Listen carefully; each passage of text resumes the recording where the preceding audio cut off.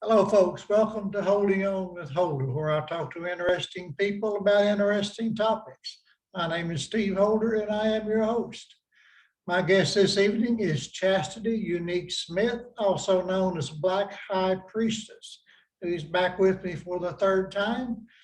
Welcome back, Chastity. Thank you. It's great to be back. Good. I was glad to talk to you. So, just to let people know a little bit about your background and who you are, who are you? Yeah, well, Chastity Unique Smith is my birth name. That's my birthright. I grew up in the northwest suburbs, and I'm also from Chicago. So my family is from the inner city. That's where I was born. So I have kind of the best and worst of both worlds. And just my experiences as a Black female coming from poverty, coming from a segregated city, but growing up in a place where I was around white people who had white privilege in the form of not just through having white skin, but having better opportunities, better resources, better education. It really kind of propelled me into my role as Black High Priestess by just having a lot of negative experiences that I had to become my own solution for, and realizing that there was a market for, healing Black women specifically, but Black people in general, in the spiritual methods that work so well for me. Yeah. So you help people on their spiritual journey, correct? Yes. Okay. Can you elaborate on that a little bit, please? Yeah, well, my website, Black High Priestess, is composed of literature that I have, some introductions to different spiritual crafts, including witchcraft, Vodun, Bible-based spirituality, faith-based spirituality as well, and different occult practices and esoteric practices within the overall craft that have to do with bloodline traits and different things, different spiritual or supernatural traits that some people have that may be demonized or considered evil, but are actually things that we are born with to help, do good and spread either the gospel or spread healing and just kind of be sacred keepers of planet Earth.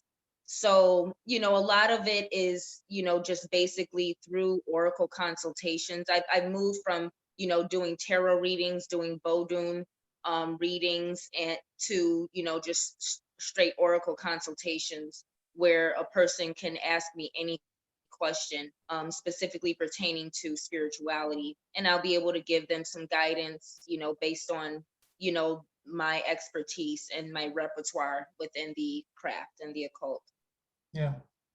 So what is the significance of the name Black High Priestess?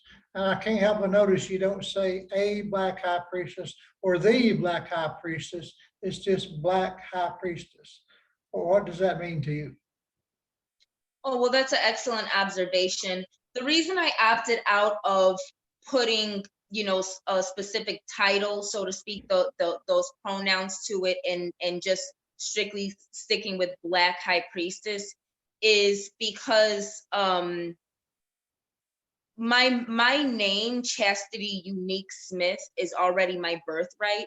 So with my middle name being unique, literally, before me there were none, after me there will be no more. So I wanted to really differentiate from a person who calls himself a priestess or a high priestess or a initiate, or an initiate. But Black High Priestess is not, um it's I want people to understand that it's who I am.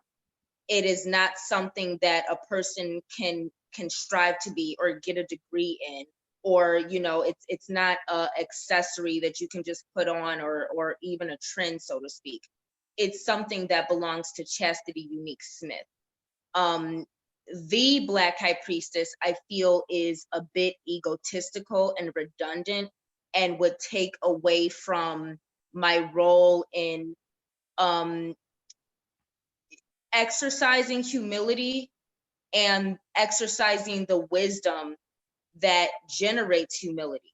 And when you really have some of these esoteric experiences directly with the supernatural realm, with the Holy Spirit, when you have a true relationship with the Most High, with Christ, you humble yourself, and you understand that everything you're born with, your gifts, your traits, all the wisdom and experiences and knowledge and degrees and initiations you've earned, all of that can be taken away, so to speak. When you're really truly gifted, great power comes great responsibility. So the reason I opted out of calling myself the Black High Priestess, although I may refer to myself that way in for the sake of literature or writing, the reason I don't use that in my title and it's just Black High Priestess is because I also want to demonstrate that level of leadership where wisdom and humility go hand in hand. And it also keeps me in check to remember that just because I am the Black High Priestess, it doesn't mean I'm the only source of information or authority, even, or healing that people can come to. I have a unique thing that I offer, but I want people to really focus on the products and services that I offer, more so than trying to achieve something that it's something that belongs to me, so if I'm not a Black High Priestess, I am the Black High Priestess, but actions will speak louder than words. And I want to be able to demonstrate my power, my authority, and my wisdom more so, and you can show people better than you can tell them. And I want to really demonstrate that in, my presence. Let me ask you a question, and this is a compliment, what I'm getting ready to say, even though it may not sound like it. You come across as sounding very superior, and I look up to you. Do you think of yourself as superior to ordinary people? Well, by definition, the world has the inferior and the superior. By definition, we are not equal. We should treat each other the way we want to be treated, but we are not equal. There are people who are more attractive, and beauty is in the eye of the beholder, but beauty also has a scientific definition. There are people who are more athletic. There are people who have higher intelligence. All of these things come naturally. So again, moving back to, my spiritual role in helping people enhance and utilize their supernatural traits, I utilize the terms superior and inferior a lot of times when talking about the differences between Black and white races and experiences. But I cannot say I consider myself superior overall, that in the way that I be treated differently, or do I deserve, when a lot of these terms are best used in the context of comparison. And when you're making specific comparisons, the terms inferior and superior do apply.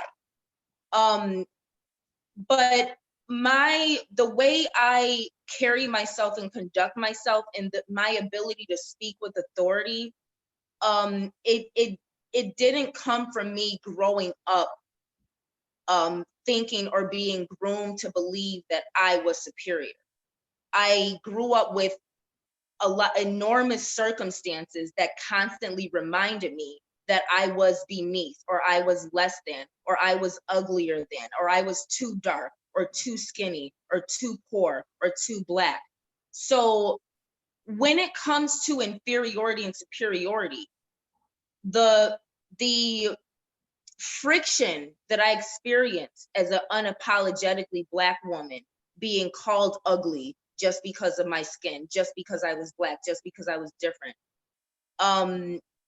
It allowed me to understand inferiority and superiority from a perspective that, you know, a lot of people, let alone Black people in a segregated city like Chicago, don't have those unique and dire, you know, like hands-on racism experiences to be able to be groomed in a way where beyond all you know, social construct and beyond all social stigmas attached to what it means to be a Black woman, I'm able to conduct myself with superiority in the way that I was taught it is.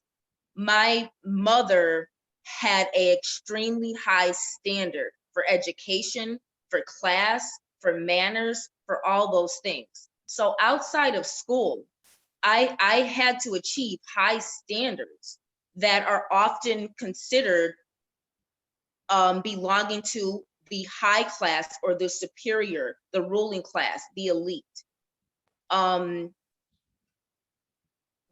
You know, but I also was treated by, you know, white racists or the predominantly white, you know, environment that I came from. I was also treated like a second class citizen in a lot of situations. Now, going around predominantly Black and more impoverished, disenfranchised communities, I'm also treated in a strange way, the same way white people who are considered superior, you know, in a racist way, you know, in American culture, a lot of ways. But Black people, I notice my own people also treat me different, and it's almost like a thing of, I realize because I'm Black people are gonna treat me worse also. And I realized that it's not just a white thing. Black people treat Black people worse than they treat white people. Everybody treats Black people worse than they treat white people. Everyone is programmed to think that Black people are a certain way, and that when you're a Black woman, you're supposed to talk a certain way, and you're supposed to be loud and ghetto, and you're supposed to have kids without fathers and kids out of wedlock and be, you know, so the way I conduct myself, other people so much in my life, as from the time I can remember understanding fluent English, say age 3, for, you know, up to age 5, when people start actually complimenting you on your looks or noticing your looks, you know, or, you know, oh, your child is so well behaved or well spoken or this or that, you know. Ever since I could remember being able to understand adults and understand English, people have singled me out, me and my brother, you know, but people have told me, you're beautiful for a Black woman. You're different. You're strange a lot of times, which comes with my personal interest, you know, but you are so well spoken. You have such good manners. A lot of times growing up, people would be like, I thought you were mean. And but when I talk to you, you're the nicest person I've ever met. Well, that's that stigma of, when you're beautiful, people expect you to be mean. People expect you to look down on other people. When you're drop dead gorgeous, people expect you to behave as if you are superior to others. And I got a lot of stigmas attached to me from people who didn't know me, because they assumed you're Black, which means you're mean, or you're offensive somehow, or, you know, you're a Black woman, so you have an attitude, because that's how we're portrayed no matter what in media. And then you're beautiful, so you must be a snobby, bratty person, because your life must be, you know. So when people actually get to know me and I don't fit these stereotypes that Hollywood narratives construct about women, about Blacks, about beautiful skinny models, it lets me know that other people have these ideologies about inferiority and superiority. And no matter how much I meet the standards of superiority, I'm still automatically by default treated a certain way because I'm Black. So I've had to practice humbling myself a lot because I have been treated as a superior person all of my life because I meet the standards of white femininity. I can compete with the standards and the aesthetics of and the education of white femininity, but I do not look like a white woman.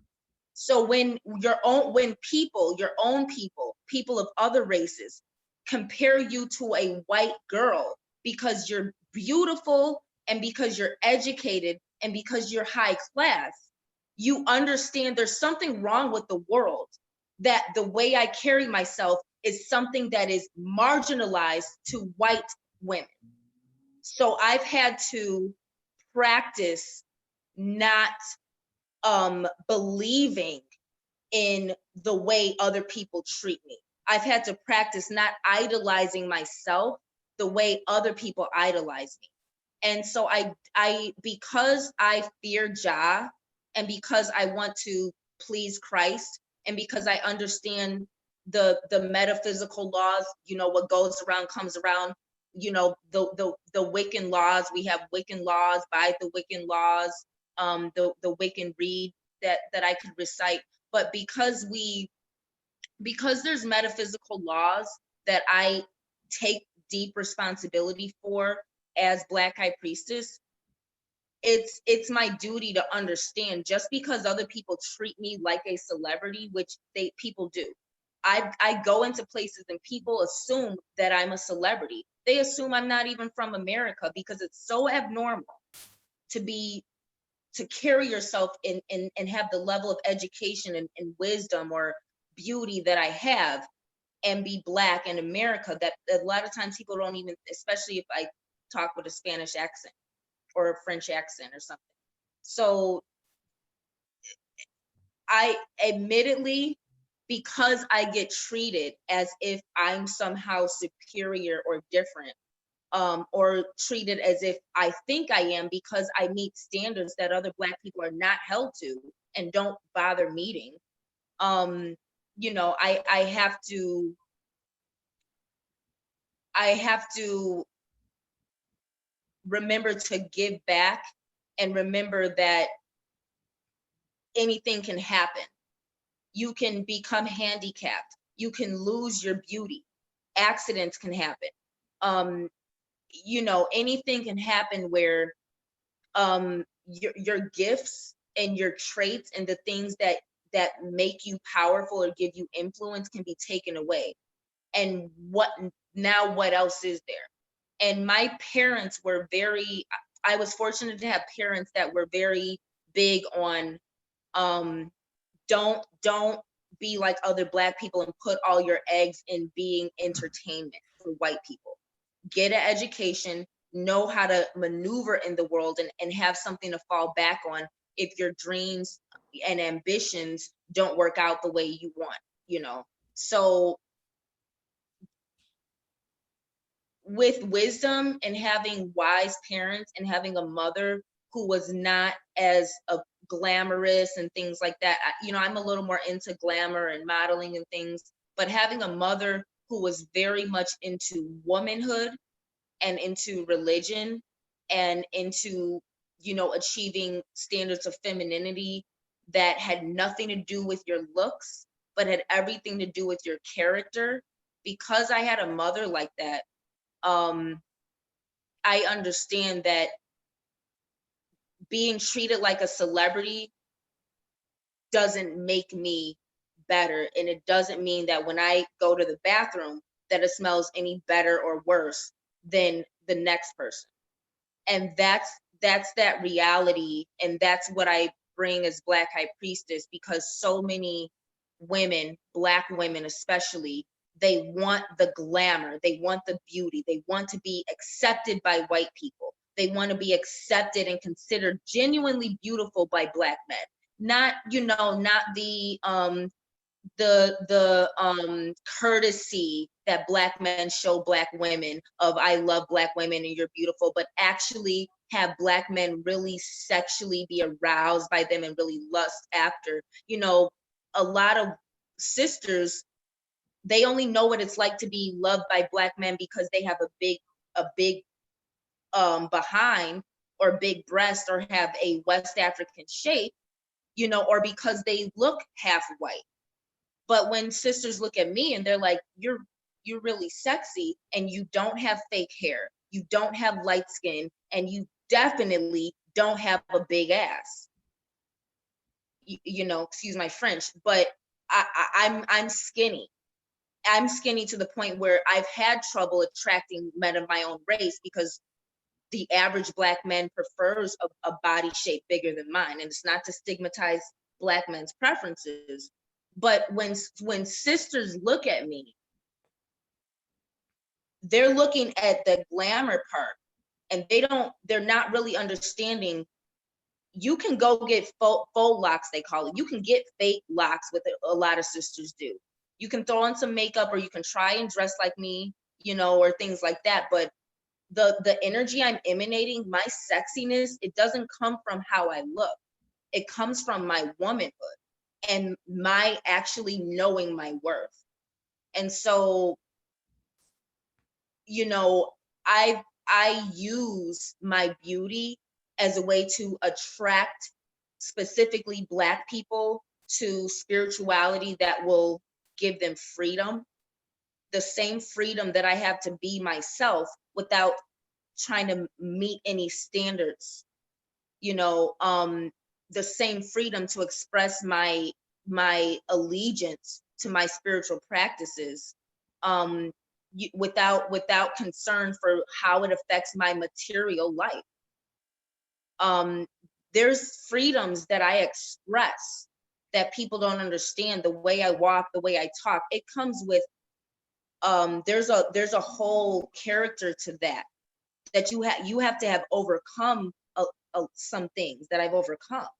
I've overcome being called a nigger by white people at age 5 and other races. I've overcome being held back by white people, men and women, at every turn because I was better than them or than their children, or because my test scores were higher and they didn't want to have this Black kid, this Black child who comes from poverty outshine them with the. I've had to overcome these things on a regular basis growing up.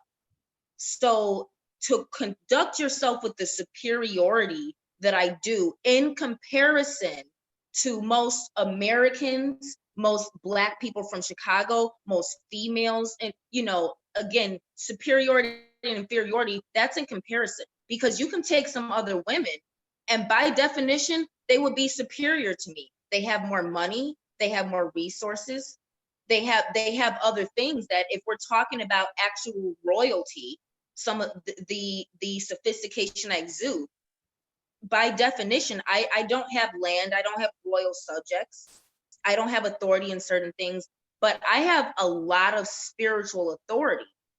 And that's what Black High Priestess is about. It's about my spiritual authority. And because I live in that, it's not something I talk about, it's not something I wear, it's something I earn through lifelong work and practice in the craft and lifelong spiritual warfare against not only demonic entities, but specific entities of white supremacist racism. I've been doing this all my life. So you can't hold yourself and conduct yourself with the way I do as Black High Priestess unless you are actually that. And everything about me is real. Everything about me is real. And that's why I'm able to carry myself in a way that other people view as superior, even though they may not want to use that word in a politically correct society. But because I attach myself more to old age, and the more ancient historical, I have an otherworldly aura and energy because I'm not immersed in the new age and what's modern. I keep it real. And because I know English, I use the definitions that I understand apply, not slang and ebonics and other things that people use to concede to the new world order and modernity. I don't think you need to be modern to be effective. And I think that's the number one thing that's different about me. And that again comes from how old fashioned my mother is, and also from the fact that my father was 13 years older than my mother. So for someone my age, I had an older father. So I come from wisdom of elders and wisdom of spiritually experienced and powerful people. So, you know, there's a lot that comes with being able to conduct yourself fearlessly and with confidence. And that's what my brand is about. Black High Priestess is it's being a high priestess. There are rites and initiations. That role is specifically dealing with the feminine principles and implementing the feminine aspects of, you know, principles of, you know, different crafts. And it's a communal role in a lot of ways where you're conducting rituals and you're serving as a spiritual leader. Because I'm not, I don't have a church, so to speak. I have my own audience, but there are things that I do in my own space for the greater community, you know, that I see, you know, things, I see things manifesting. So I allow people to really come to me to show that they're serious about getting the initiations that I have to offer when you're ready to enter the darkness. Black, for me, as Black High Priestess, it deals with a color first. It deals with the color blackness, which segues into the energy of blackness and the scientific breakdown of blackness being gravity, being a mystery, you know, the universe, and you know, still being a scientific mystery, black matter, different things. So there's a scientific energy of blackness that also seeps into the metaphysics of being a Black human and being a Black individual or identifying as Black, because historically Black was not, so to speak, if you go back in Europe or, you know, different places historically, Black did not necessarily only refer to an African person. It referred to the type of craft you were doing, or, you know, a stigma attached to you, or how you associated in society.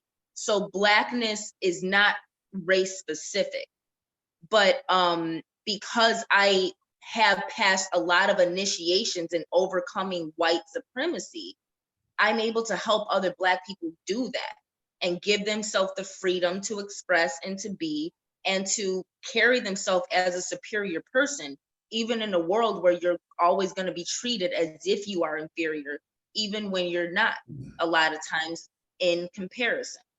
So Black High Priestess deals with the color Black and those who utilize that color and how it relates to witches and why we wear the color Black, how Black as a color protects you and it helps with banishing, and its overall implications and applications in the craft. Black as an energy, the scientific applications of gravity, darkness, shadow magic, and also things that get into invisibility, empathy, mind reading, and traveling, wormholes. All these are scientific aspects. When you deal with science in the craft, you're dealing with the magic and you're dealing with the masculine principles. So the feminine principles, the applications of Black in the craft, the scientific applications of it leading into metaphysics, and the social applications of Blackness by identifying as Black, meaning essentially you are a American who is a descendant of the slave trade, who identifies as Black because you don't know what part of Africa or the West Indies or the, what part of the African genetic cultures and ethnicities you come from, because of the mixing that happened during the slave trade of us being taken from different parts, mostly West Coastal Africa, West Indies, Caribbeans. So Black socially is a racial identity of people who are descendants of the slave trade, or people who, identify as being an outcast or as being oppressed based on the color of your skin or the phenotype. Okay, I think that was a yes. And, and like I said, I have a lot of respect for you. You know that I do look up to you, and you are a very intelligent and well-spoken and beautiful person inside and out. And I mean that with all my heart. Are you connected to the Black Israelite movement in any way? Well, I'll say I'm connected to it in that a lot of my methods of communicating Black power and Black spirituality or African spirituality, a lot of the correlations that I help make come from some of the rhetoric and the lessons that are taught in the Black conscious community.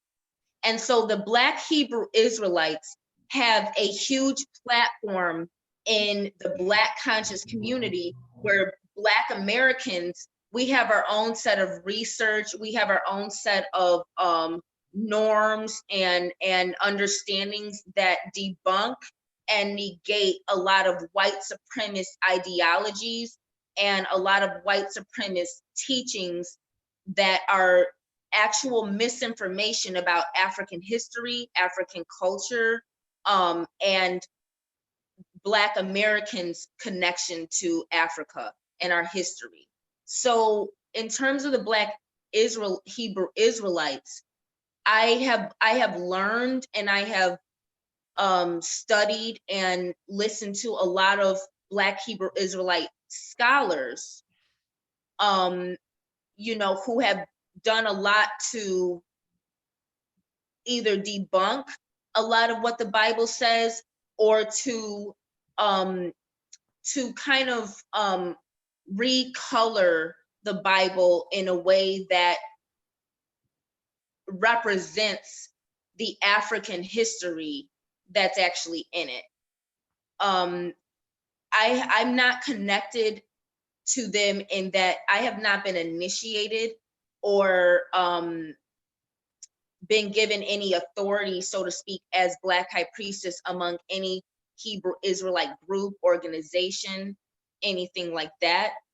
But I will say, aside from the modern, American group of Black Hebrew Israelites, in a more ancient context, when I teach Vodun in terms of how it relates to the Bible, a lot of that has to do with teaching whoever I'm initiating or giving a consultation to, helping them understand the African culture within the Bible, specifically the Old Testament customs that are still practiced today and still can be practiced, but that are spiritual practices that are not just African spirituality, Africa being the largest continent, a lot bigger than it's shown on the map. Remember, maps make Africa look smaller than Europe to give the impression that the European is superior to the African, whereas Africa is nearly 3 times bigger than Europe. Really? Africa, I didn't know. yeah, or the Americas for sure. And so when you look at, so these are things that among the Black conscious community, we're very familiar with, because we have had to teach ourselves about our own, superiority and our own history to combat white supremacy and racism that makes us hate ourselves. But in terms of actual Black Hebrew Israelites, or understanding that Hebrew Israelites are Black or are African, and that's a huge part in helping people understand Vodun and African spirituality, and biblical practices all coincide. But all African spiritual practices are not of the Hebrew Israelites. Most of them are just as pagan as any other practice that us as Black people would consider Gentile, if you're Israelite, or foreign or European. So that's where, I kind of help people understand Vodun is more specifically Black Hebrew Israelite than anything else, so to speak, because of its ability to defeat and overcome, other ethnic spiritual attacks on Black people.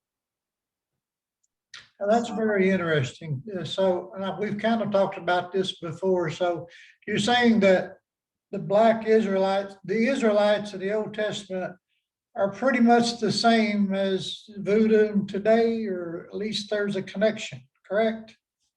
Yes, I'll say they are not necessarily the same as Vodun today, but I will say the spiritual practices that the Black Hebrew Israelites were doing in the Bible, and again, we can just take away Black and just say that the Hebrew Israelites, who we can easily understand were African. The Bible talks about geography to understand what region people were in. And there's other things, gourd-shaped fruits and different things that they were drawing on the temple. These things grow in Africa. So if you read the Bible and just understand the basic geography and the setting, you will realize they are in Africa, in different regions of Africa, and there's a lot of migration in the Bible as well. So specifically, I think the best way for people to start with understanding race in the Bible is through Noah, which a lot of people like to read the book of Enoch, who was Noah's grandfather. Methuselah was Noah's father, I believe, and or grandfather. Enoch is great grandfather. And so the flood, the first flood that Noah and his family survived, the Bible states Shem, Ham, and Japheth were the sons of Noah that survived and inhabited each region they migrated to. Japheth migrated to the extremities or to the mountainous regions and became the Caucasian, coming from the Caucasus Mountains, or the extremities, meaning the cold climate, also known as Antarctica, for those who believe in flat earth theory, that Antarctica is not a specific continent, but it's actually the firmament, which is biblical cosmology, that we are in a firmament as opposed to well, we can say globe, or here's the thing, it's planet. We used to call it planets, the root word of planet being a plane. So again, some spellcraft and etymology, taking what the Bible says about Earth and the cosmos and adding science to it. Science plays God a lot. But what I was saying is Japheth migrated to the cold, the northern, the higher altitudes, became Caucasian, or the Romans that the Most High later in the New Testament pulled from the extremities, and I quote, pulled from the extremities of the earth to conquer the Israelites for their wickedness. Ham migrated south to the southern regions, and that's what they call sub-Saharan Africa, because they like to separate Africa, because whoever they can claim as white, they like to do it. So Hollywood has confused the world and put a spell on the world into believing that ancient Egyptians were white, by refusing to cast actors who actually look Egyptian and casting Caucasians as Egyptian gods for at least a century now. So Hollywood narratives have caused a lot of this confusion. But sub-Saharan Africa is typically called such because they like to put a little Mason-Dixon line between who is white in Africa, or who is Middle Eastern, and who is the Negroid phenotype, which is something that was coined during the slave trade to compare what the West Africans, who don't look like the rest of Africans, all Africans don't look alike, but the Negroid phenotype was coined by socialists, and I think a scientist during the African slave trade, in comparison to the European phenotype, specifically the English one, I believe. And the Negroid phenotype was deemed broad nose, a bit bulging eyes where you can see the white, big thick lips, and often a thick, stocky bone structure with big gluteus, big round glutes, round behind. And so, but it's more so the, the certain phenotype of the West African, specifically more so like the Nigeria area, and that, and also thick, coarse, kinky hair texture that is dark or black. So that Ham migrated to, again, sub-Saharan African region, so to speak. And Shem, who begot Terach, Abraham's father, Abraham, who begot Isaac, who the covenant was with, and also Ishmael, who begot the Islam. Yeah. Because Hagar was Egyptian, and Abraham slept with Hagar and was sent away after Isaac became of age. The covenant of the Hebrews was through Isaac, or Yitzhak, Isaac. Hagar went off with Ishmael and begot the Islams. Remember, the Ishmaelites actually kidnapped Joseph, because they were still migrating between Egypt and so to this day, you have certain turf wars, named Israelites and Israel and Palestine, Yeah. Israel and fighting over whose mama is really the mother of Israel. Yeah. Who it is Isaac. But my point is, Abraham comes from Shem. The Israelites come from Shem. Shem is known to be Middle Eastern, or the Hebrews, Israelites, known to be Middle Eastern. But what are we dealing with when we say Middle Eastern? We're talking about North Africa, and we're talking about parts. We're talking about the seas, the Red Sea, the parts that currently link, technically link Egypt, the Orient, Eastern Orient, namely India, and Ethiopia, Eritrea, that Horn area of Africa. So we're talking about East Africa, West Asia, South Europe. So when we're talking about the Middle East, that's what we're talking about. But when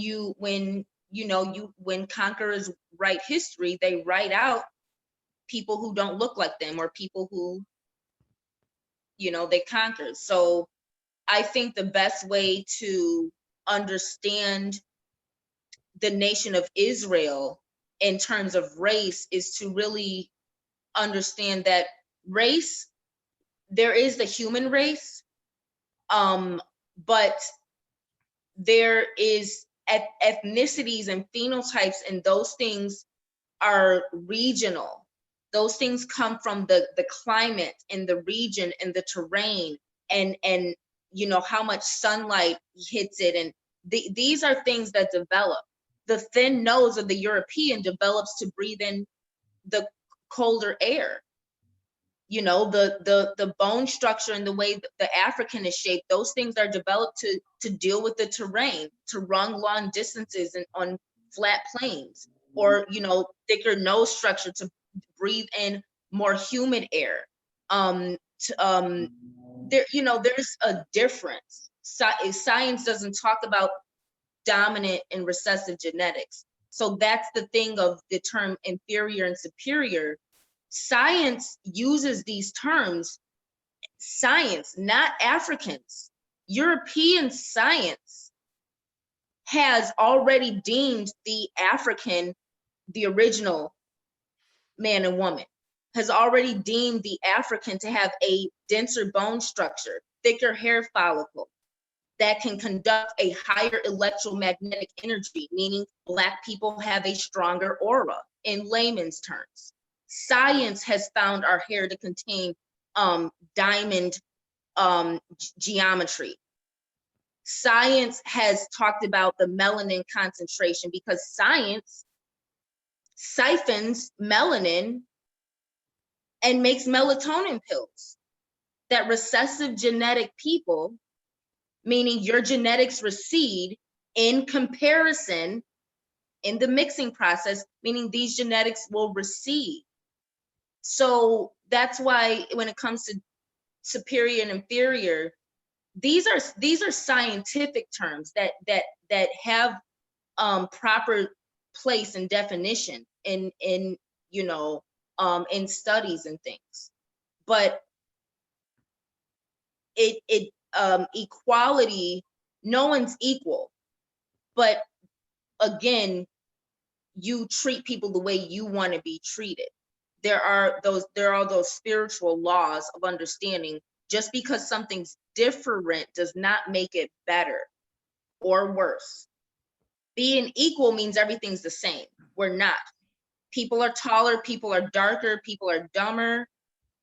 We're not the same, but you treat people equally so long as it works. I say you treat people equally, and if you treat people how you want to be treated, and if it doesn't work, treat them how they treat you or treat them how they act. But if you want to take the higher road, you understand there's an equilibrium and a balance, and things should not be equal, because the moment things do become equal, that's where the imbalance takes place. Yeah. So in terms of Black Hebrew Israelite, I just kind of want to talk about the fact that the Hebrew Israelites were African. That does not mean they all had dark skin. The Bible talks about dark skin and mentions certain women who were known to have darker skin, and also were known to be extremely beautiful, because they had that feature of extremely dark skin. The Cushite women were known to be very beautiful. Moses's wife came from a tribe of women who had dark skin, and Miriam at one point criticized Moses for marrying a woman of this tribe and got struck with leprosy.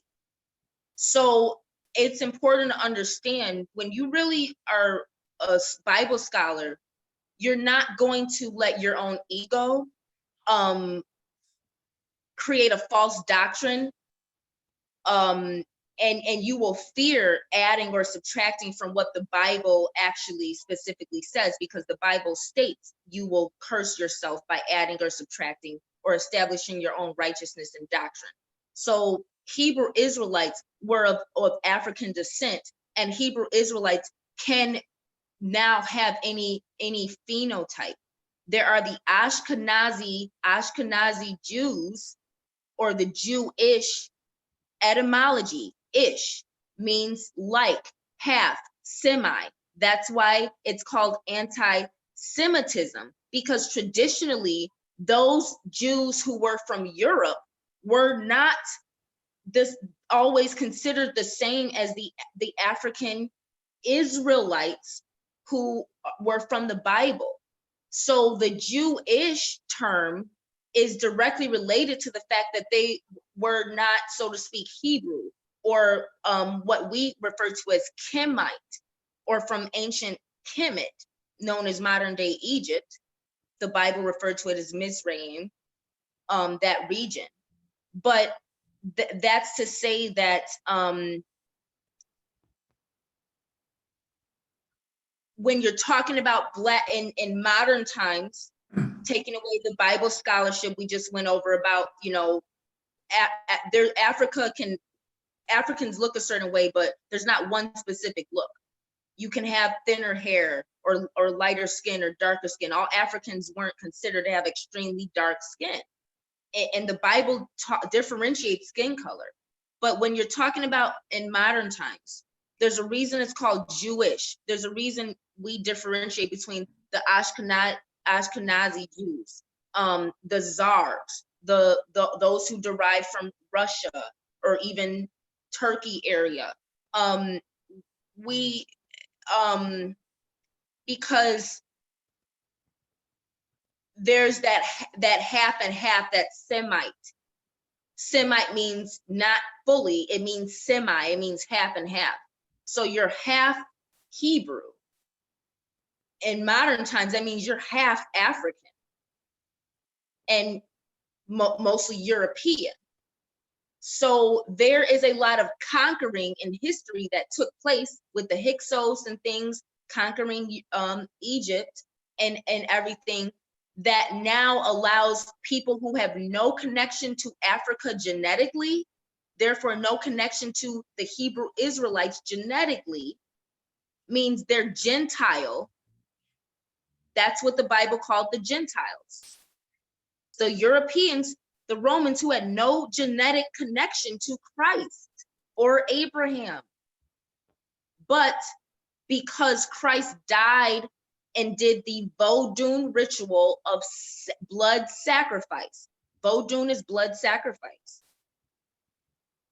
So when Christ did that Vodun ritual and died for all flesh, you didn't have to be Black or Israelite. You just had to believe Christ died for your sins and accept his blood. Before, as an Israelite, you had to sacrifice a lamb back in Egypt, put it over the doorpost, put that blood over the doorpost that you sacrificed yourself to keep the death angel from taking your firstborn son, or just, to separate you. But when Christ came and shed his blood, we no longer had to do those Vodun rituals of blood sacrifice for repentance and protection. We just had to believe. That's when the Gentiles were grafted into the nation. But that's when Christianity started. When people who were recessive genetic, or who had no genetic connection to Christ, the way Israelites do, Hebrews, were able to still be a part of the body of Christ through belief. So when we talk about the Jewish, some in the Black conscious community, some refer to European Jews who are known to have a lot of the world's wealth, not just the nation, a lot of global wealth. A lot of Black conscious community and revolutionaries may refer to European Jews as the synagogue of Satan, because of the understanding that we are oppressed by white people and that Gentiles have grafted themselves into the bloodline sovereignty, meaning the bloodline trait of being a Hebrew, without acknowledging the fact that you're mostly Gentile if you have any real African blood in you, and without acknowledging that you are of your Jewishness, is it historical or is it political? So when it comes to modern Black Hebrew Israelites, a lot of the Black Hebrew Israelites, a lot of their platform is about reestablishing the African genetic needed to be considered genetically Hebrew Israelite. And here's the thing. I do not advocate for what the Black Hebrew Israelites in America, I do not advocate for what they do and what they're about, because even though they help Black people debunk white supremacist ideologies and falsifications like I just went over, and help debunk a lot of this false history that makes Black people look lowly and poor throughout history, even though they've whitewashed our history and our royal history. That's great. But the Black Hebrew Israelites, unfortunately, there is so many of them who have platforms that have deviated from establishing the African culture within Christianity and establishing some of the Old Testament culture that Black people is more conducive to Black genetics. They have deviated from that, and they have let their leaders who are really satanic run amok in the conscious community, to the point where I can no longer advocate, because the Black Hebrew Israelites have become Black men who they themselves are the synagogue of Satan, trying to reestablish social practices that Christ did away with. That was the reason the Most High pulled the Romans to conquer the Israelites, because of their way. I'm sorry, is it fair to say that these Black Israelites that you just mentioned are Black supremacists? I mean, that's kind of what it sounds like when I listen to them. Would you agree with that? No. Black, there are no real Black supremacists in America, unfortunately, because again, you have to have a level of superiority that in the conscious community where that rhetoric takes place, there's not enough masculine superiority for Black supremacy to really be in effect, aside from the Black Panthers. And the Black Panthers are not Black supremacists. The Hebrew Israelites are not Black supremacists. The Hebrew Israelites, the Black Hebrew Israelites, are more about pimping Black women, creating harems of Black women.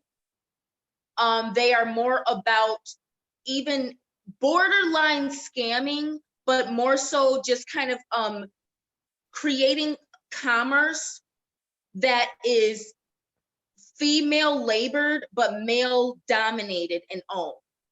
So the problem with the Black Hebrew Israelites in America does not affect white people at all. If it affected white people, then I could identify it with Black supremacy. But there is nothing in America that Black men in the conscious community are doing that will effectively put a dent in white supremacy. They are the worst white supremacists they have become. And when it comes to the Hebrew Israelite, I'm not speaking for all Hebrew Israelites. I'm saying I can no longer promote that platform at all because so many of the leaders have run amok and gained a following for bashing Black women, pimping Black women, elevating Black women to our detriment, meaning coming up with theories like the Black woman is God, while instead of respecting Black women, convincing her that polygamy is her sacred spiritual right, or convincing her that her divine femininity is being barefoot and pregnant and being in lesbian relationships. So there's too much hypocrisy, and the Black Hebrew Israelites have become not only predators, they are borderline terrorists to the Black community in the way the ones that have run amok, that white supremacy is probably secretly funding because it is damaging Black women so much. And it is damaging Black masculinity, because if the Hebrew Israelites, as far as they're concerned, Black masculinity means you're a Black man and you have a penis and you sleep with all the women you want. Black women are nothing but chattel slaves. You can cheat all you want because as long as you're a man, everything you do is okay. And the women cannot sleep with anyone, but so there are people like Pastor Dowell, who is a YouTuber who would be considered a Black Hebrew Israelite, in that all of his rhetoric and doctrines are Old Testament. But in a way, it's good to have masculinity and Black masculinity that is biblical, but Black Hebrew Israelites hate Black women. They pimp Black women. They have no respect for Black women. And the Black Hebrew Israelites are doing exactly what the Black Hebrew Israelites in the Old Testament were doing to the women and among themselves, that brought on God's wrath. Are they doing this intentionally because they think it's correct? No. These men hate God, they hate Christ, they hate women, and they use religion and they use Black consciousness and biblical, they use these things as a platform to pimp women and to get money, and even sometimes scam people into joining harems, joining communities where there is substandard living situations. They are manipulating Black people into getting into, sovereignty and rights that are not always really legal and will not really fly in actual Supreme Courts and legal courts. Yes, courts are skewed to favor white America, but a lot of these things that the Black Hebrew Israelites are doing are not beneficial to Black people. It is far better for Black people to get with Black Christians and get with actual Christianity, which is New Testament. These Black men, they hate white men and they hate Black women. And they hate Christ.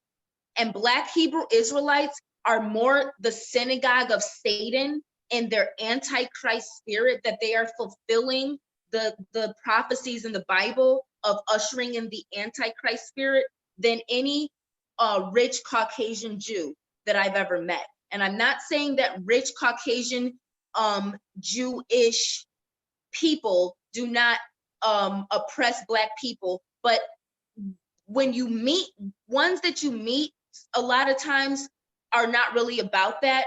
We're talking about corporations, Hollywood. We're talking about rich elite people who create Hollywood narratives that program society, not individuals who happen to come from a rich or upper class Jewish family. So there's a lot of Jewish who are learning more about biblical heritage and things. And again, there are plenty of white Jewish or Ashkenaz and European Jewish men and women, but it's a male dominated, the priesthood is male dominated. The politics are male dominated within the whole Israelite thing. But there's a lot of white men who also negate the New Testament and only stick with the Tanakh or the Mosaic laws. And they are white, or they're Middle Eastern as well. And they hold those same doctrines where they do not accept Christ. They have an antichrist spirit where they don't accept Christ, and therefore they don't accept any Christianity or any revisions to their laws that allow them to brutalize women, treat women like slaves, do whatever they wanted to do. They reject Christ because Christ allowed Gentiles in. But if you read the Bible, a lot of the Israelites, they use it to negate white masculinity and whiteness. But if you read the Bible, Christ did not come just letting white people in. He called them dogs. He told a Samaritan woman, I didn't come to feed the dogs. Like, so Christ was the first Black militant. And so the Black Hebrew Israelites have not effectively checked these satanic Black men who are doing everything to destroy the Black woman. They hate Black women and they hate white men, and they have an antichrist spirit. And the Black Hebrew Israelites have done nothing to check these men that have run amok, because they're getting funding from COINTELPRO to make sure that the actual Hebrew Israelites that are establishing the African spiritual traditions of Christianity, that I say we, because that's part of what I do, teaching the biblical mysteries of African spirituality. But they haven't done anything to stop these men who have run amok in the Black community. And the other Black leadership that does not identify as Hebrew Israelite, but that is otherwise African revolutionary, Pan-African, these leaders have done nothing to stop these men who come from the Black Hebrew Israelite community, who are doing everything to demolish the Black woman and pimp her and marginalize her and keep her as a slave. The Black Hebrew Israelite men want to enslave Black women, and they want to use the white masculine tactics, and then they want to talk against homosexuality, when all of them want Black women to be in lesbian relationships for their sake. And none of them can afford polygamy. Polygamy was a sacred practice that you had to be able to afford more than one wife. None of these men can. So that's why I really want to differentiate my identity with Black Hebrew Israelite. I teach the African spiritual principles that are biblical. And being an Israelite, there is no color to it, because you can be albino as an African, or you can be as dark as my shirt. And the Bible does differentiate between skin color, but we are talking about Africans, and it's more important to say African than it is to say Black when talking about Israelites. These Black men are using their ego, and they're and some of them are teaching things in the name of Blackness it's not true, and it's not helping Black people. We need real education, not just slapping Black on falsehood. Yeah. You know. Every time I talk to you, I get really, really amazed and impressed. It's hard for me to keep up with the things that you're saying, because you obviously know so much about what you're talking about. So I thank you for being willing again to come on my show, and maybe we'll do a part 4 if you want sometime. Oh, I would love to. Great. Always Before we go, is there anything else you want to say before that I haven't given you an opportunity to say? Yeah, I want to leave with giving a solution. A lot of I kind of want to be a little more universal, because I am going to get more traffic to my website and my Instagram and doing more promotional things to promote Black owned business and different individuals who are showing leadership. And so I want to offer a solution for anyone watching. Do not feed into race politics. Black women, do not feed into all of this promotion of Black men with white women in Hollywood. Black men, do not feed into all of this propaganda of white men brutalizing you like you all are little bitches, excuse my French, who can do nothing for yourself and are constantly at the mercy of white male authority. White people, don't be pressured to lower your standards and your morality and your culture because of the liberal movement that's happening. You don't owe anyone anything, white people. You don't owe anyone anything any more than Black people don't owe anyone anything. So if you are a white person who feels like you feels a little ostracized because you don't agree with the liberal movement and you're conservative, but you're not racist, you understand society in a different way, and maybe you don't have a lot of Black friends, maybe you don't have access to Black experiences, does not make you racist. Black issues are being used to create a liberal agenda and to dismantle order in society, to usher in a new world order. So it is important for everyone to step back from all this propaganda. Don't promote it. If you don't like Lil Nas X, don't promote it, don't talk about it, make it invisible, make it disappear. If you don't like something, first make it disappear from your life. You can't go out and control other people, but you can control what you watch when you're at home. You can control who you talk to. You can control what you feed yourself.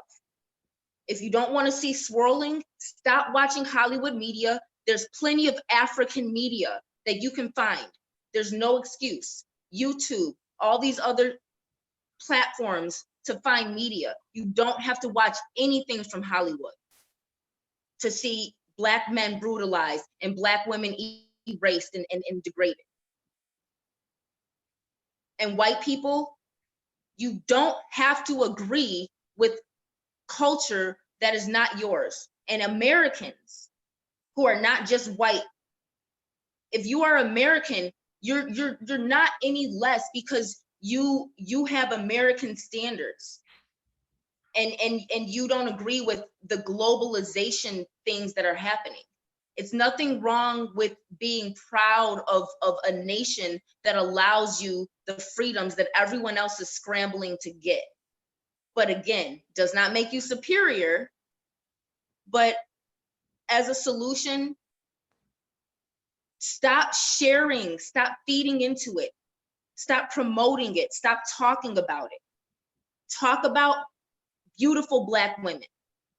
Talk about powerful masculine Black men. Promote these Black men who are loving their Black wives and setting a good example instead of gossiping about Derrick Jackson.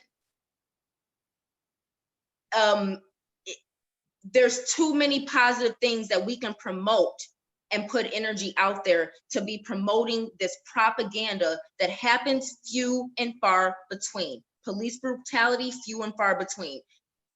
Black men saying they're proud to have a white wife or who have a white wife at all, few and far between. So be a solution by promoting the solutions. And if you really don't like something, erase it. don't promote it. Okay, sounds good. And what's your website? BlackHighPriestess.com. blackhighpriestess.com. Folks, be sure and check that out. This lady has so much to teach, and I always feel like I'm learning things from her. So thanks again for being with me, Chastity, and I always appreciate it. And I'll definitely have you back sometime. Yep, So, just let me know. I look forward to next time. And thanks again. It's been a pleasure. And you're a great friend to have.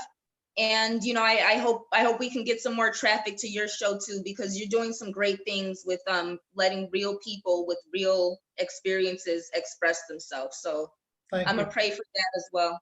Thank you very much. And folks, thanks for tuning in to Holding On with Holder. Please feel free to spread this all over the internet, and please check out blackhighpriestess.com. Thanks.